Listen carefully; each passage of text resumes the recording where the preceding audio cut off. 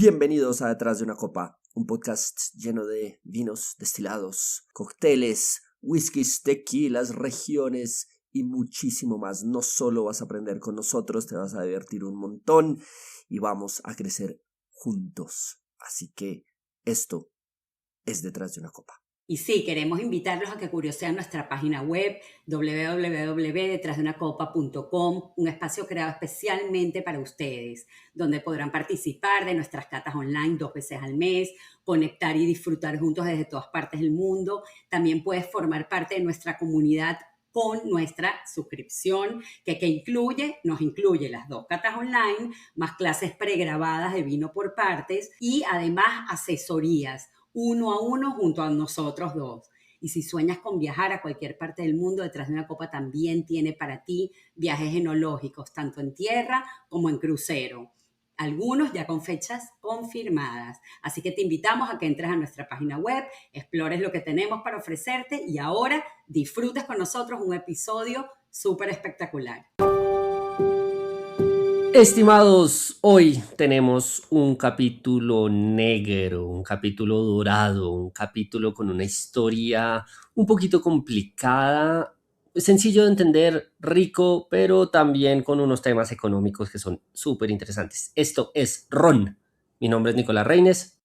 Mi nombre es Karen Gampel y sí, hoy volvimos a alcoholes destilados que teníamos tiempo sin hacer, pero que ha sido un exitazo todos los que hemos hecho anteriormente y nos queda pendiente el ron, una de las bebidas para mí como venezolana súper importante. Mi país es súper productor de ron, de los mejores del mundo.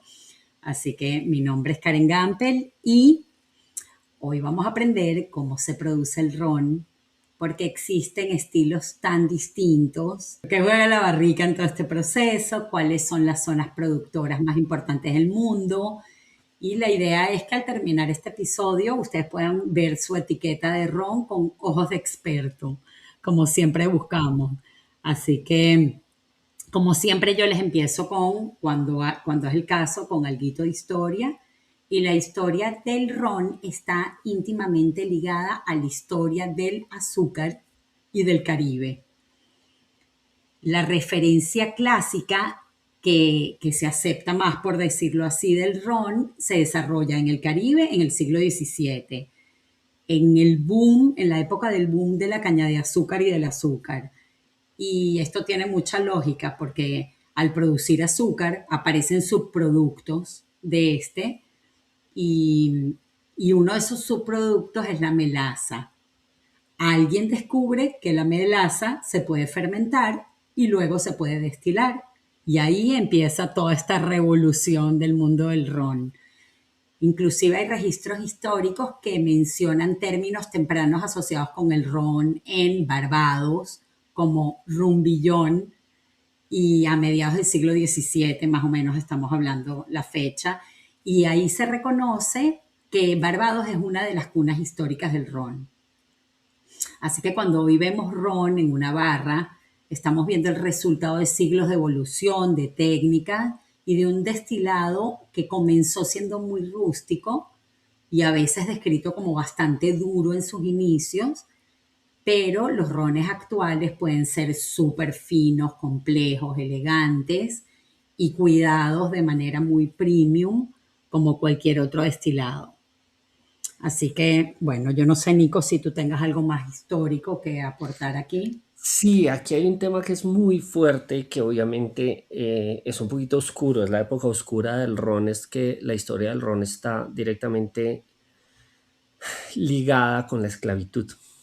Y había un triángulo bastante oscuro donde entre los españoles, los africanos y los centroamericanos, por decirlo en su momento, la gente del Caribe, ¿sí? Los españoles tenían un monopolio alrededor. Entonces ellos lo que hacían es que mandaban azúcar, ¿sí?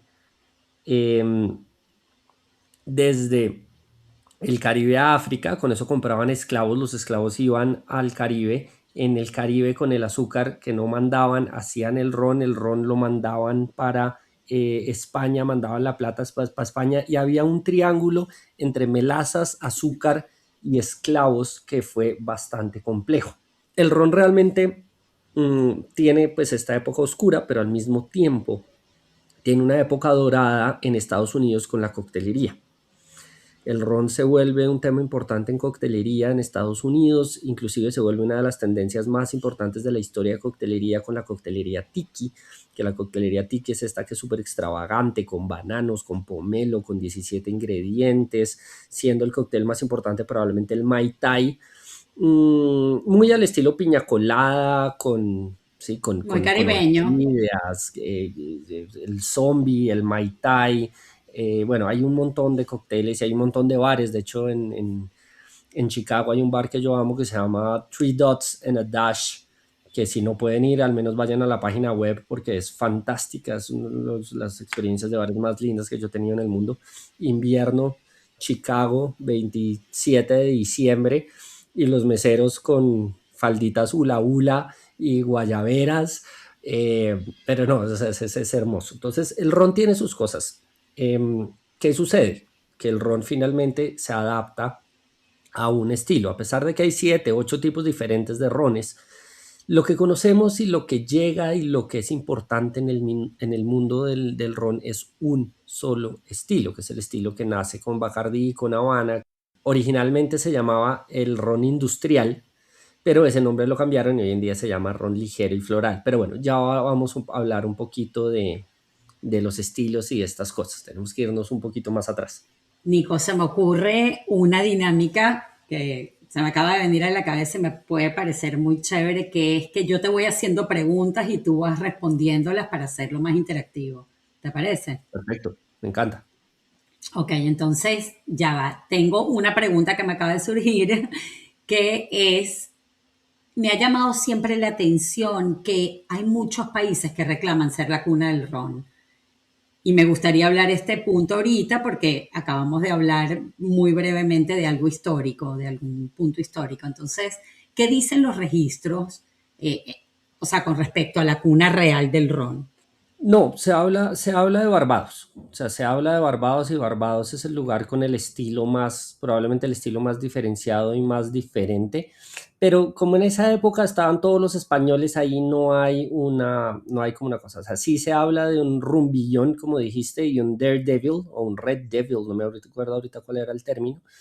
Pero Barbados, Haití, Jamaica siempre han sido digamos que los iniciales. Después, los que realmente lograron que el ron tuviera, digamos que una producción más industrial y más llegada, es la gente de Cuba, es la gente de República Dominicana, y en los últimos años se habla de que el nacimiento de los rones de alta gama se dan en Guatemala.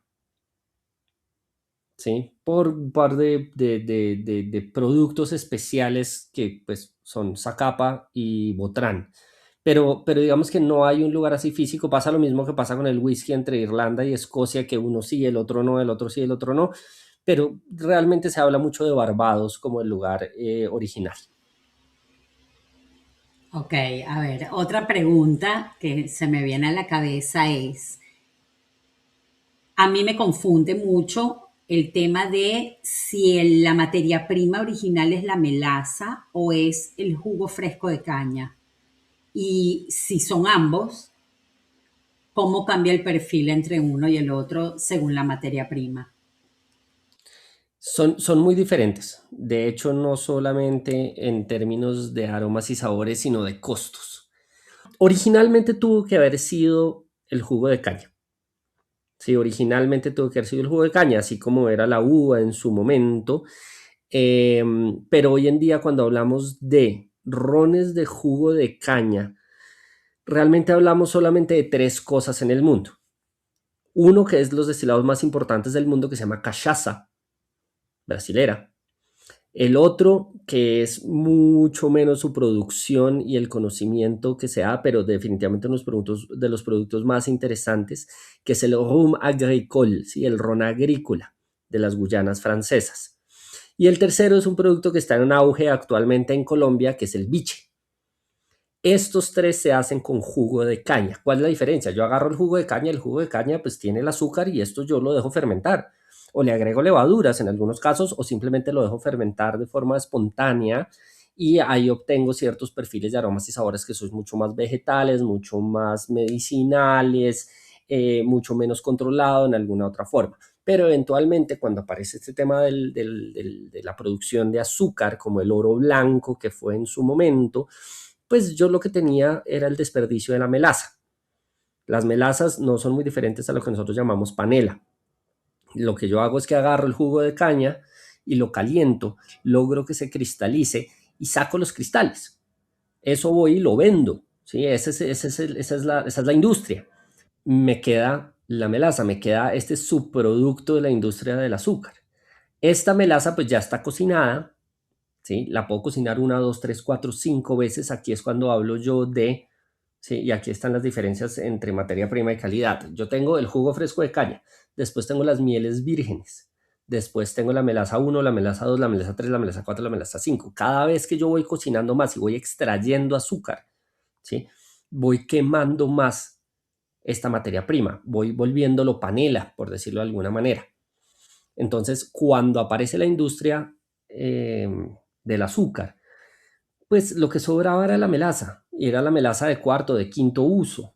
Entonces, aquí es donde nace un poquito este ron que es más industrial, este ron que era la bebida del pueblo, este ron que era con lo que le pagaban a los esclavos o trabajadores en su momento, y pues lo que hacían era volverlo trago. ¿Cómo lo volvían trago? Yo tengo que agarrar esa melaza e hidratarla de vuelta, porque tengo una concentración de azúcares demasiado altas para que una fermentación funcione, pero hay azúcares.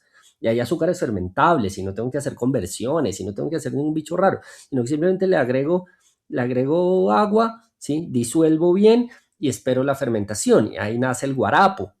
Y del guarapo después lo convierto a ron. Entonces, originalmente tenía que haber sido con las melazas antes de que existiera la industria azucarera.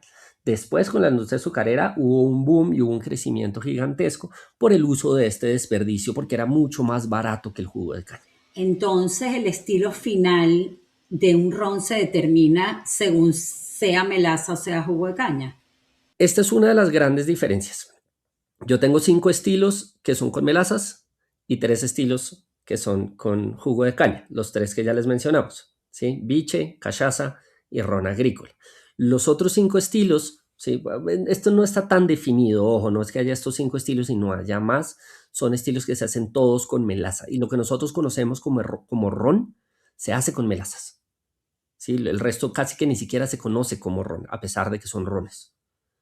¿Ok? Y los otros estilos ya dependen de varias cosas. Dependen de en dónde estoy, si estoy en Haití, si estoy en Jamaica, si estoy en Barbados, si en Barbados estoy en un lugar que se llama Demerara o si estoy en cualquier otra parte del planeta. Porque eso es chévere. Ron no solamente se hace en el Caribe, ¿sí? Ron se hace en Colombia, se hace en Argentina, se hace en Francia, se hace en la India, muchísimo, muchísimo ron se produce en la India. Entonces, ahí ya los estilos dependen un poquito más de su producción, su añejamiento, su lugar de añejamiento, como pasa pues con otros destilados. No es muy diferente al whisky en ese sentido. Y qué influye el terroir en el caso de un jugo fresco, por ejemplo, de caña para poder hacer el ron? En qué influye donde esté plantada la... Esta es una de las preguntas más difíciles que toca responder cuando uno responde destilados. ¿Por qué? Porque no hay muchos productores de single terroir de ron. Sí, hay gente actualmente en Puerto Rico, en Haití y en Barbados. Hay personas tratando de hacer un single cane rum, ¿sí? Porque no es muy diferente al término de las uvas. Yo tengo 16 o 12 tipos diferentes de caña que se utiliza para hacer azúcar y para hacer todas estas cosas. Y esto es muy interesante porque realmente hay 30 variedades de caña, ¿sí? Que se utilizan para hacer azúcar y para hacer rones. Una de las cañas más utilizadas y más apetecidas es la caña violeta, ¿sí? Pero está la caña veteada, está la caña cristalina, está la caña criolla y hay un montón de variedades de caña diferentes. Y el terroir seguramente afecta un montón. El suelo, el clima van a afectar un montón. El problema es que yo no puedo sentarme a mirar estas diferencias, a menos de que yo tenga 30, 35 productores haciendo lo mismo en la misma zona y que yo pueda comparar diferentes zonas. Es increíble, ¿no? Como antes de destilar, inclusive ya se empieza a hacer su estilo desde la materia prima, desde la decisión de la materia prima. Y todavía no hemos llegado al destilado. Sí, y aquí es una decisión más de cantidad de cosechas y de cantidad de azúcar.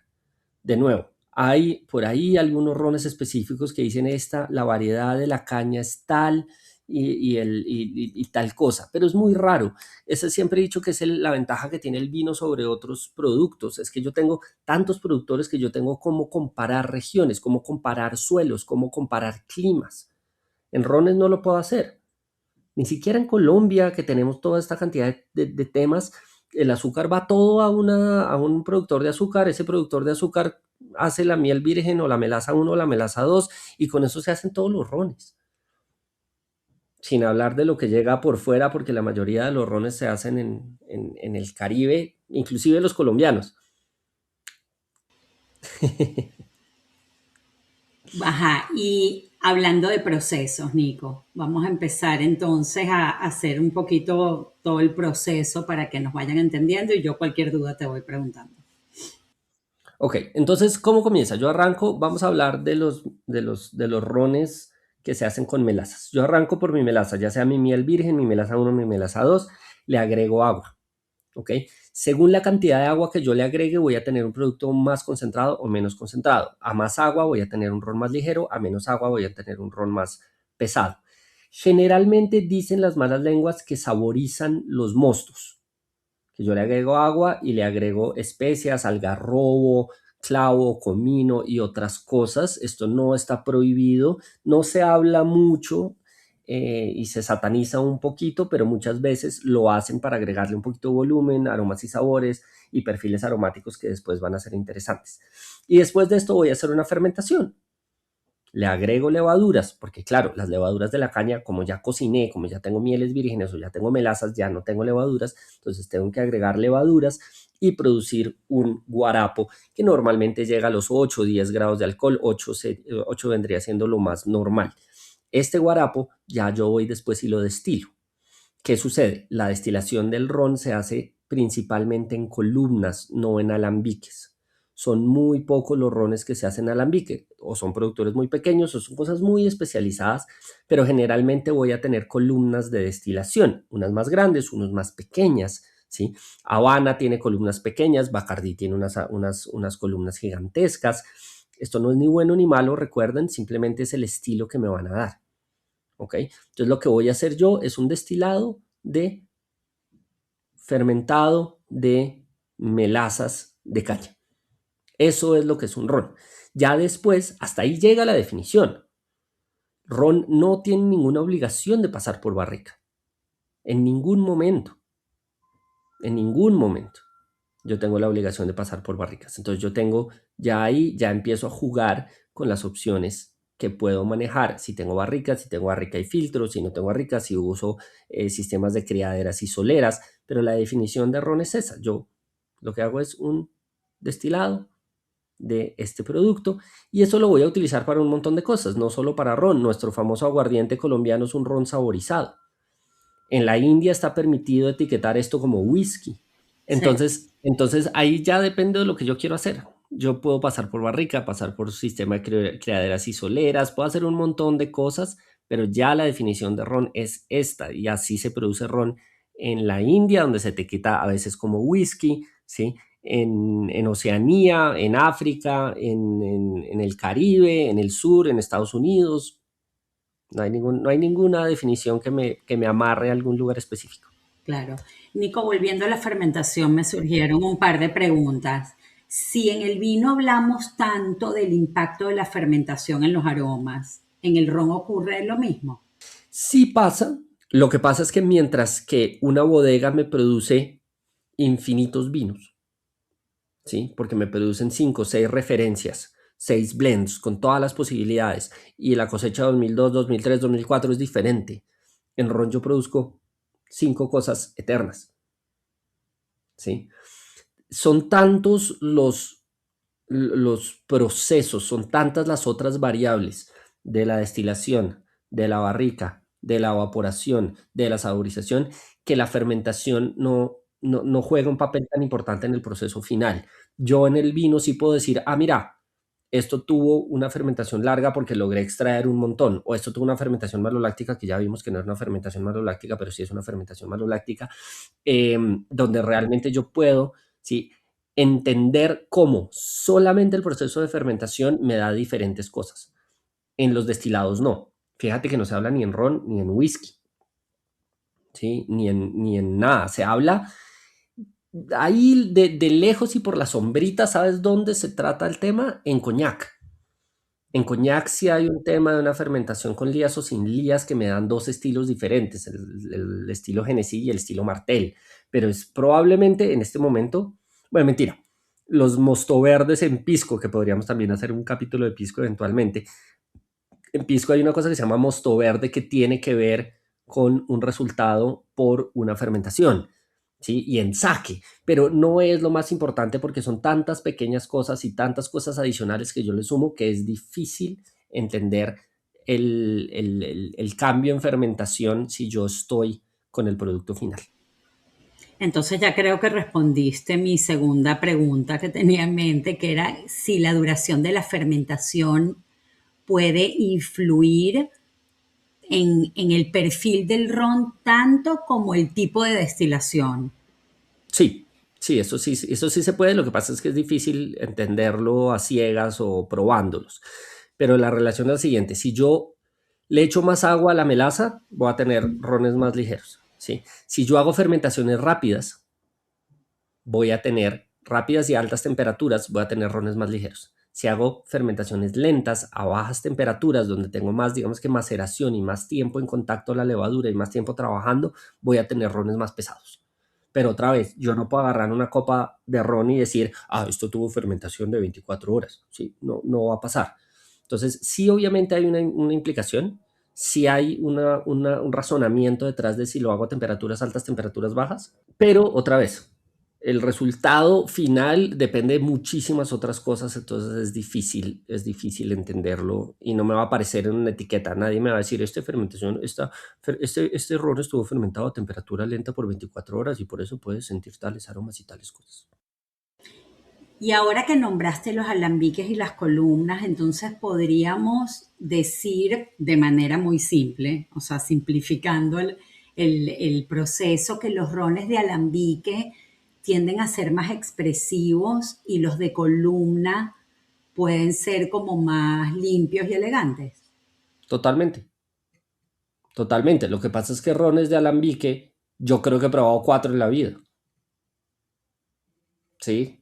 Rones agrícolas y algunas cosas de productores muy pequeños. Entonces es muy difícil jugar con eso precisamente por eso, porque yo no puedo comparar.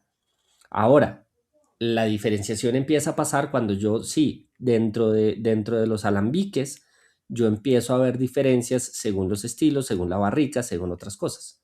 Y ahí es donde empiezan a jugar el papel importante de los diferentes estilos. Que, como se los dije, el estilo más importante es el ligero y floral. Y aquí entran, yo creo que si ustedes hacen una lista de todos los rones que ustedes han probado, el 99% son rones ligeros y florales, pero 99%. De pronto han probado Plantation. Ok, Plantation sí, Plantation es un estilo Barbados. De pronto han probado Sailor Jerry. Ok, Sailor Jerry también. Este es un estilo ron especiado del Caribe. Sí, este no tiene una definición especial. O está Appleton State, que también tiene un estilo diferente. Pero a Colombia, por ejemplo, solamente llegan esos tres. Y acá tengo cientos de rones. Pero producidos por ustedes, dice. No, y también importados. Acá llegan cosas Ok. de Panamá, acá llega Santa Teresa de Venezuela, acá llega Cacique, llega el abuelo, llega Diplomático. Diplomático, llega Flor de Caña de Nicaragua, Zacapa de Guatemala, llega Botrán, llegan un montón de cosas, sí, pero un montón de cosas. Y la mayoría son de este estilo, ¿sí? Que es el estilo que vuelve famoso Bacardí y Habana, que son los predecesores, los precursores, los grandes inventores de este estilo, de estos alambiques gigantescos, donde yo lo que estoy haciendo es buscando rones que sean más sencillos, más neutros, porque sí, dentro de todo, sí, el ron es medianamente, este tipo de ron es medianamente neutro. Y ustedes me dicen, pero es que cómo va a ser diplomático o dictador o Santa Teresa o la hechicera, eso no es neutro.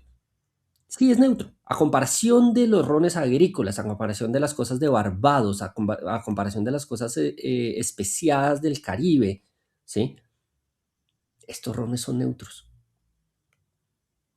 Y aquí es donde entra lo complejo, ¿no? Porque uno dice, pero ¿cómo vas a decir que esto es neutro? Igual que el tequila es neutro a comparación de los whiskies de las islas.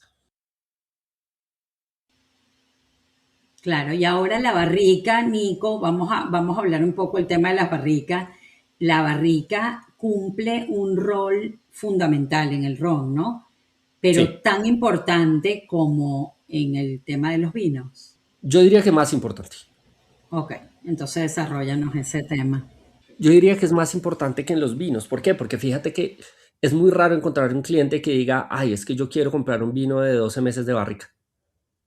No tiene ningún sentido, sí, o sea, ok, pues, o sea, puedes tener tus preferencias, pero pues estás hablando de 12 meses sobre Elías, estás hablando de 12 meses de un Chardonnay raro, estás hablando de un Albariño, o sea, no tiene ningún sentido. En los rones, en los whiskies, sí pasa mucho que la gente escoge su destilado por el tiempo de barrica. En los destilados, el aporte de la barrica es muy parecido a los vinos, sin la fermentación maloláctica, que eso es otro tema que ya hablamos, pero hay un aporte de aromas y sabores. Se dice que tanto en el whisky como en el ron, más del 70% de los aromas y sabores vienen de la barrica.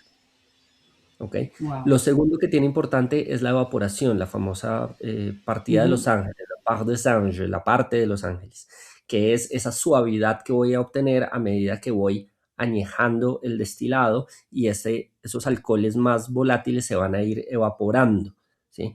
Que si estoy en whisky, en Escocia estoy hablando de 2-4% al año, si estoy en el Caribe estoy hablando de 8% al año, o sea que es una locura. ¿Ok? Entonces, la barrica me va a dar color, me va a dar aromas y sabores y me va a dar suavidad.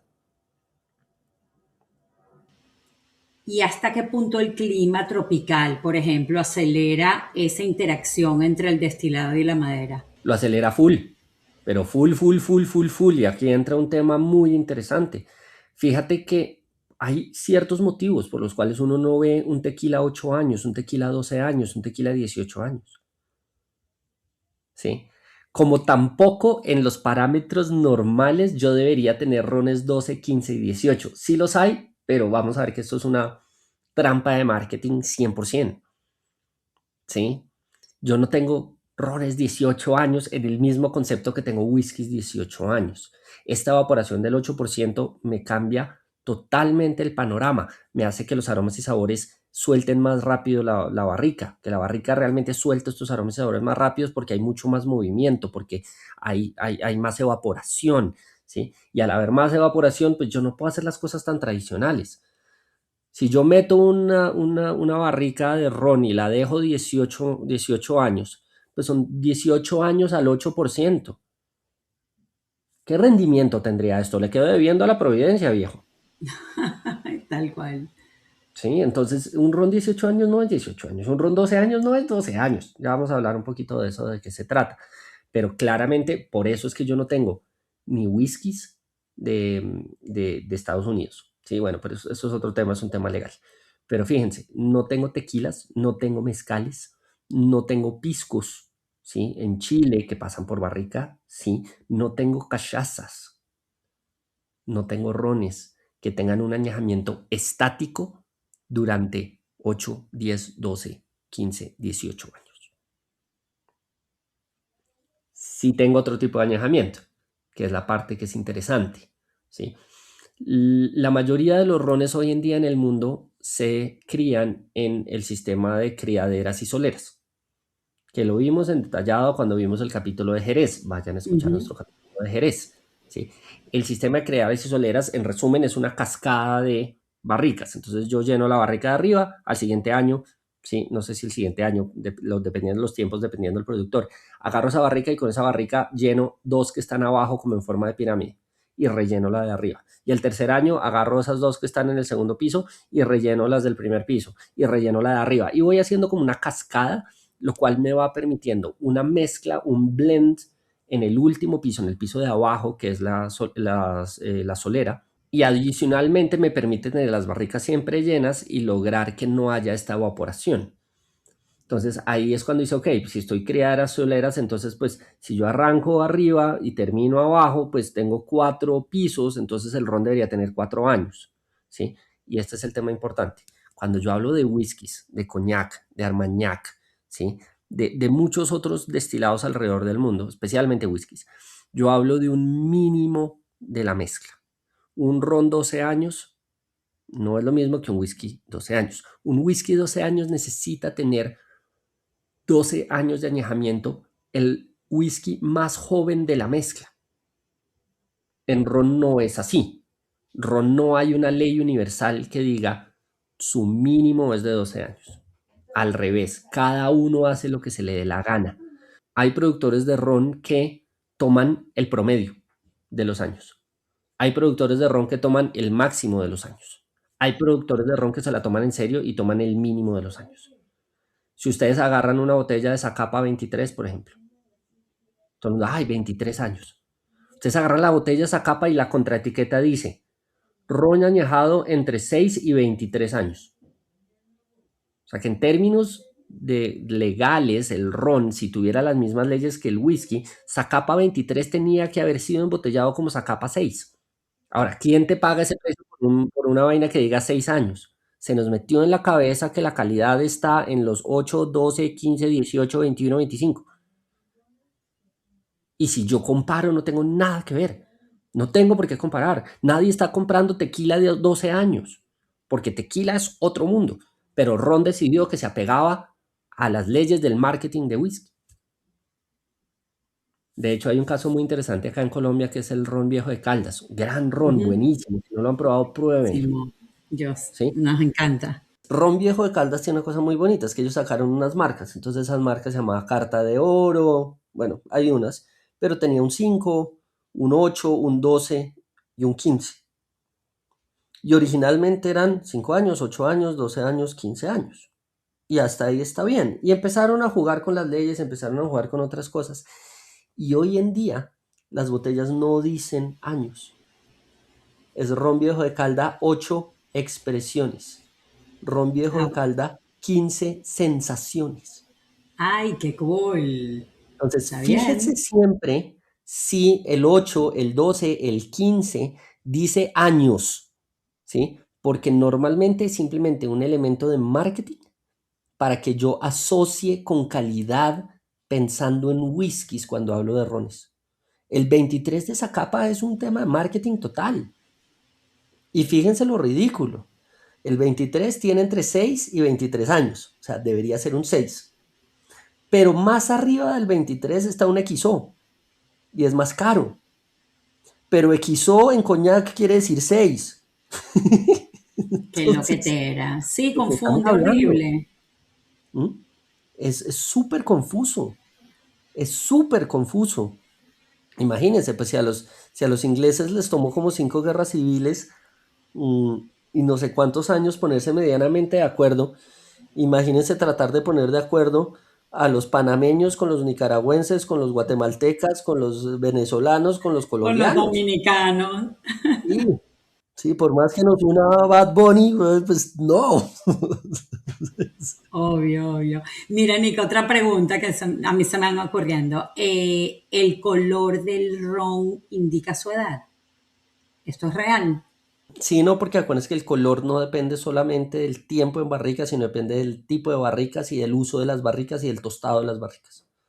Entonces yo puedo tener barricas súper tostadas nuevas, que en unos años me dan unos colores impresionantes, como puedo tener rones de mucho tiempo con colores más claritos. Por ejemplo, en Cuba, Habana utiliza barricas viejísimas. Y el objetivo de ellos es utilizar barricas viejísimas. Las barricas de Habana pasaron 60 años por whisky en Escocia. El tiempo no va a ser proporcional al color y adicionalmente no está prohibido el colorante. Entonces hay mucho colorante en el mundo del ron. Mm, Así como lo ok. hay en el mundo del whisky, en el mundo del tequila. Sí, esto no es para nada malo. Si yo lo uso para estabilizar color, súper bien. Pero sí hay muchos rones, especialmente rones baratos, que realmente son más colorante que barrica. Ok, quedó claro. Fíjense un poquito de esta confusión y estos problemas. Las leyes han empezado a evolucionar y han empezado a cambiar. Hoy en día en Guatemala, por ejemplo, para hacer ron de Guatemala tengo que añejar por lo menos a 2.200 metros sobre el nivel del mar. Esto pasa allá en Guatemala, no puede pasar en Panamá porque simplemente no tengo 2.200 metros. ¿Sí?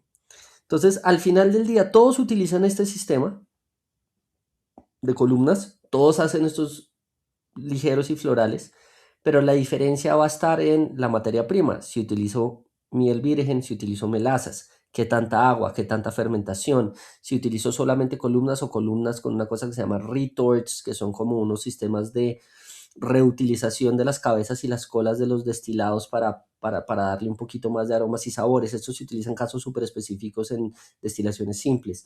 Y ya después empieza a jugar que si utilizo ron viejo de Caldas son barricas colombianas en un bosque de altura, ¿sí? Guatemala es altura, pero pues son barricas de ex-bourbon. En Cuba, con Habana y en Venezuela, las barricas tienen muchísimos usos. Y aquí cada uno empieza a buscar su estilo. Lo que sí pasa es que hay mucha producción en República Dominicana, en Puerto Rico, ¿sí? Donde hay grandes productores y estos grandes productores suelen distribuirle al resto de los países. Y esto va a sonar ridículo, pero muchos de los rones colombianos y panameños, ¿sí? No sé en Venezuela cómo se maneja eso exactamente, son producidos por Puerto Rico. Y es rarísimo porque es legal. Yo puedo importar las tafias, que son los alcoholes ya añejados, y terminar de añejarlos en Colombia y etiquetarlos como colombiano. Ah, wow. Esto es completamente normal. E inclusive uno puede ver en las contraetiquetas, rehidratado en Colombia por no sé quién. Ok. No es caña colombiana, no es producto colombiano, no es mano de obra colombiana, es venta colombiana de ingresos al país, buenísimo, con marcas fantásticas. Pero hay una cosa que empezó a pasar hace relativamente a poco, es que en Colombia sacaron una cosa que se llama la ley de la panela. Y la ley de la panela, Colombia tiene un problema muy grande con el alcohol, es que el único que podía producir alcohol en el país durante muchísimos años era el Estado. Yo como independiente no podía producir alcohol. Podía rectificar alcohol, importar alcohol, pero no producir alcohol. ¿Sí? Ok. Destilados, vinos y fermentados sí, pero destilados no.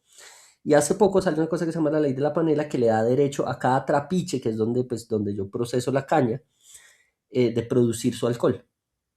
Entonces ya hay una empresa grandotota, que es Pedro Domecq, que está haciendo para mí el ron más interesante de Colombia, que se llama Quimbaya. El Quimbaya artesanal es un producto increíble, es muy divertido porque es un ron que huele a mezcal pero sabe a whisky, es alucinante, ¿sí? Wow. Que lo hacen aquí en Cundinamarca. Entonces, agarraron ese trapiche, ¿sí? Lo fundaron, pusieron toda la inversión, ¿sí? Y utilizan caña de origen, con mano de obra de origen de colombianos, ¿sí? Cocinado, ¿sí? La miel virgen la cocinan con la misma caña, con la misma madera quemada, entonces me da un sabor ahumado al mosto, ¿sí? A la miel virgen, y eso van y lo destilan y obtienen algo que es fantástico. Pero hay marcas que son hermosas en este país, o sea, Hechicera. Hechicera no tiene nada de colombiano, hoy en día de hecho es de Pernod Ricard, es mitad de franceses, y es un ron divino, ¿sí? Dictador, es un ron que está súper lindo, ¿sí? Hoy en día uno de los candidatos a la presidencia tiene un ron en Colombia, se llama El Defensor. Sí, no me voy a meter en política, pues, pero pues, Sí, y hay rones. Y hay una cosa que a mí me gusta mucho, pero que me parece que en el ron estamos muy en los años 80 del vino, donde lo que se valora del ron es la barrica, ¿sí? La materia prima raramente es valorada. Entonces, entre más sepa barrica y entre más chupando tabla esté yo, a la gente le gusta más el ron. Y ahí entran marcas súper importantes, ¿sí?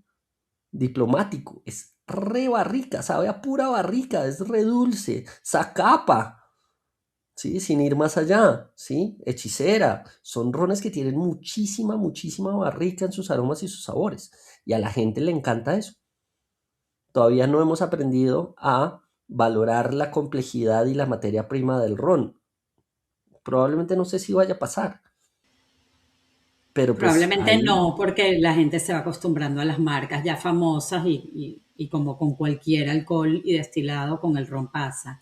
Una pregunta, Nico, ¿denominaciones de origen, existen denominaciones de origen estrictas en el mundo del ron?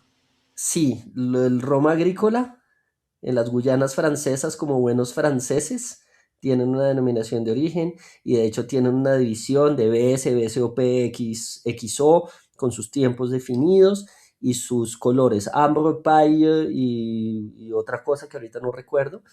Existe lo que es el ron de Demerara en Barbados, que Demerara es un río y aquí hay como una denominación de origen de Demerara, pero de resto no. Bueno, y la de Guatemala que es medianamente nueva, pero el resto es simplemente ron. ¿De dónde? De Cuba. ¿Cómo lo tengo que hacer? No importa.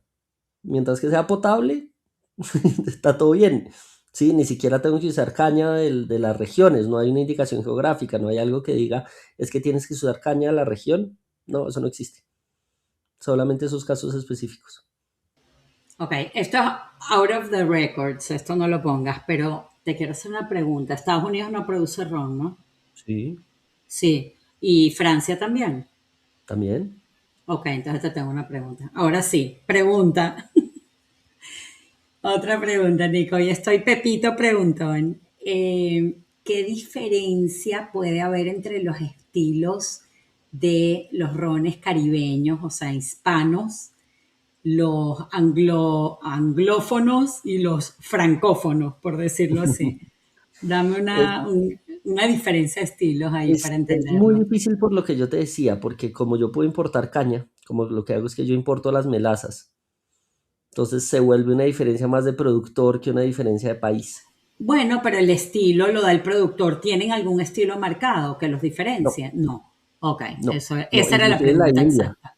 O sea, los whiskies de la India es muy parecido. La diferencia de pronto se va a marcar un poquito en el añejamiento. Si yo estoy en climas un poquito más fríos, puedo tener diferentes cosas. Pero otra vez, yo no puedo agarrar un ron y decir, esto es, a menos de que yo lo tenga clarísimo, que yo sepa el perfil aromático de Botrano o de Zacapa, que están a 2200, pero que yo diga, es que esto está añejado en altura. Entonces, Botrán, Zacapa y Ron Viejo de Caldas deberían tener algo en común. Y no están así. No es, ok. Y No, descriptores aromáticos típicos según cada estilo y cada envejecimiento que nos puedas dar para tam- reconocer. tampoco mucho. O sea, el ron tiene un par de cosas que son interesantes. Uno, el ron siempre huele a melazas, huele a caña, huele a dulce. Tiene estas notas dulces, que es un dulce diferente a lo que es el coñac. El coñac huele más a uvas pasas. El pisco huele más a fruta. El ron huele más a caramelo, a tostado, a caña, azúcar quemada. Este es como digamos que el descriptor aromático del ron en general. Ya después va a depender muchísimo de la barrica, ¿sí? Los rones que tienen mucha barrica o mucha presencia de barrica huelen más a café, a tostado, a chocolate. Los rones que tienen menos barrica suelen oler un poquito más vegetales, un poquito más a caña, que es lo que pasa con el biche, que es lo que pasa con el ron agrícola, que van a tener aromas más verdes, por decirlo de alguna manera. Pero no hay un parámetro general. Sí, si me voy a Barbados, los rones de Barbados, de Haití, de Merara, inclusive las Guyanas, como tengo generalmente destilación simple, son mucho más especiados y mucho más pesados.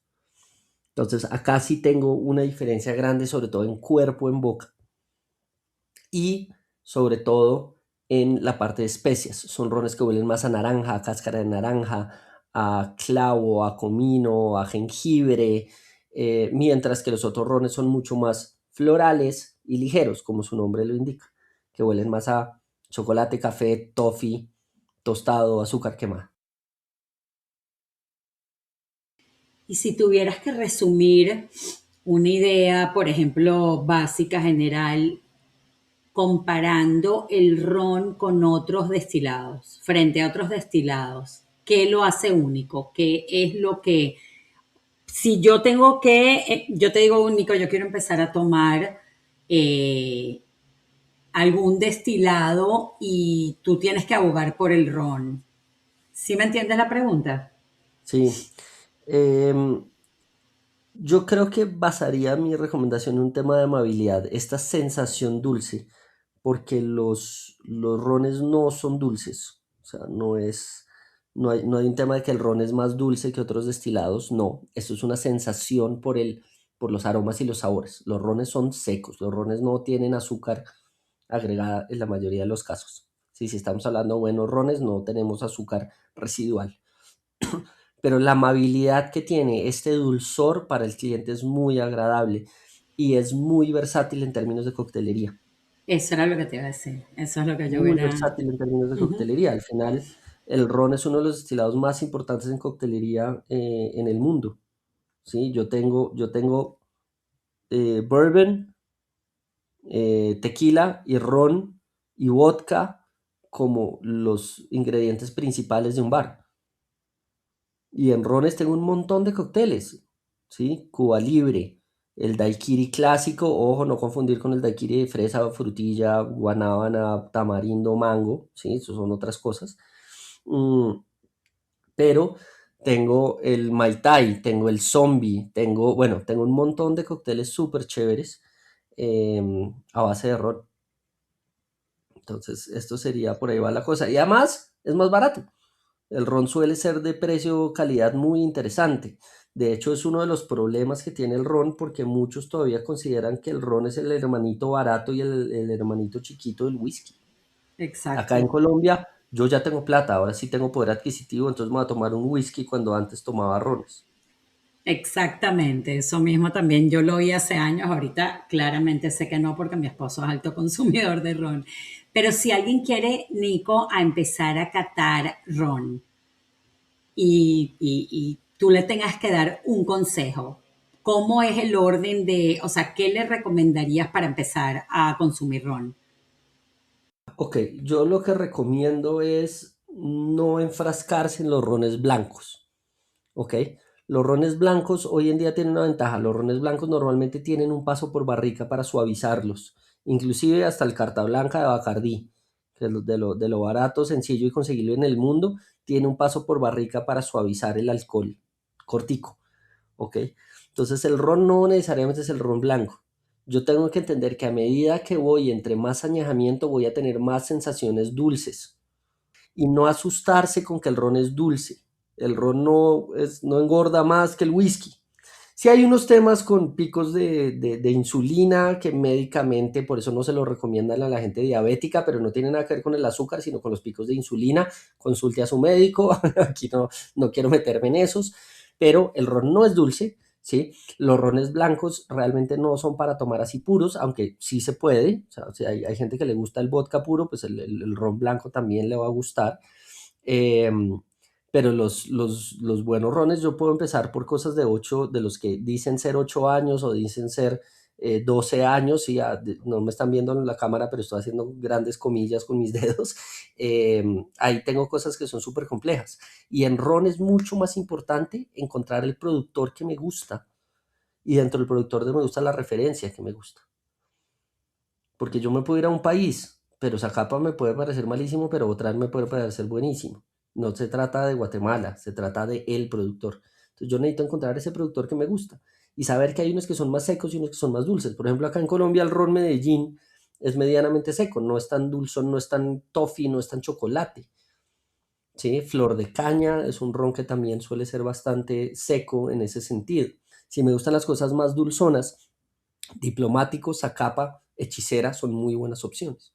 pero ahí se trata de yo encontrar cuál es el productor que me gusta y dentro de ese productor, si tiene varias expresiones, encontrar la que yo prefiera. No a todo el mundo le gusta más el XO que el 23 en Zacapa. No a todo el mundo le gusta más el 15 expresiones que el 12 mariposas en Viejo de Caldas. Entonces ahí lo importante es encontrar al productor y probar y probar y probar y probar y probar. Esa es la única recomendación que te puedo dar. Nikos, ya sabemos que los rones se utilizan mucho para coctelería y también se toman solos, ¿ok? Sí. Como eh, si queremos acompañarlos con una comida, ¿qué alimentos pueden ir mejor con un ron? Y, por ejemplo, en el caso que todo el mundo habla del chocolate, ron con chocolate, ron y postres, ron con comida, o sea, ¿qué nos sugieres? Chocolate es una muy buena opción. Sí, el ron por su alcohol y por su dulzor se aguanta muchísimo el chocolate y aguanta muchos postres. Ahora, con coctelería yo puedo hacer un menú de maridaje de alta gama con coctelería de ron. Ahora, rones puros, ¿sí? Mm, o sea, sí, cosas grandes, cosas estructuradas, una carne a la parrilla con ron, pues buenísimo, pero pues clavarse una botella de ron mientras que me como una carne no es para todo el mundo. ¿Sí? El 40 grados de alcohol no se lo banca todo el mundo, ¿sí? Ahora, si yo a un ron le meto un ceviche, un tiradito, algo súper ligero, una ensalada, pues yo me voy a estar tirando la comida, ¿sí? No, si me gusta, pues no hay ningún problema. Hielito al lado de la piscina, una ensalada César con ron, delicioso. Pero pues no estoy haciendo un ejercicio de maridaje, estoy haciendo un ejercicio de pasarla bueno, Con ¿sí? lo que sí es bueno es con un puro, con un tabaco, un habano. Ah, ese es un maridaje clásico. Eso es un maridaje bárbaro. Eso es un maridaje clásico que es muy, muy chévere. Muy, muy chévere. Lo otro que queda muy rico con un habano, con un puro, un tabaco, es el oporto. Ahí está. Así Dulce, que acuérdense, o sea, aromas dulces. Yo estoy tratando de balancear ese amargo, ese intenso, con cosas, con alcohol y con intensidad y con dulzor. Así que bueno. Chicos, yo sé que estos capítulos a muchos les gustan un montón. Nos salimos siempre un poquito de nuestro mundo del vino, pero recuerden siempre que está nuestra página web en detrásdeunacopa.com, donde tenemos nuestros cursos, donde tenemos nuestra suscripción, que es para que vengan a catar con nosotros unos vinos espectaculares que cada uno se encarga de su vino. Tenemos una comunidad hermosa con gente de Argentina, Chile, Venezuela, Miami, Colombia. Van a conocer gente increíble. Solo tienen que ir a la página web y mirar nuestras catas online y unirse a nuestras catas online que están geniales. Deberíamos ver si en algún momento planteamos una cata de destilados con los chicos de las catas yo online, que que sería súper chévere. sería súper chévere, no es para nada una mala idea. Vamos a plantearlo en la próxima cata. Y bueno, también los invitamos a que visiten en la página web nuestros viajes. Tenemos viajes a la medida para todas las zonas que tengan bodegas o que tengan viñedos en todas partes del mundo. Tenemos cruceros de catas al Caribe por ahora, pero también tenemos cruceros a Europa de Río que se los podemos hacer a la medida. Y próximamente Nico y yo tenemos el viaje al Caribe por 3 noches, del 28 al 31 de agosto. Así que los invitamos a que se unan con nosotros. Es un viaje inolvidable.